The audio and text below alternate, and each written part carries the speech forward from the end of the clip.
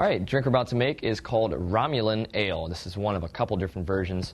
Now, ideally you want to serve this in a beer mug, but if you don't have one, just a pint glass will do.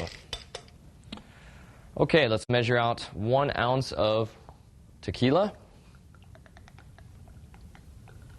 And follow that up with 1 ounce of blue curacao. And next we'll add 6 dashes of Tabasco sauce. 1, 2, 3, 4, 5, and 6. And now we'll go ahead and fill it up with some chilled Zima malt beverage. Now we're just going to pour it back and forth 1 time in our shaker. And we'll go ahead and pour it into a pint glass. There we go. Bottoms up.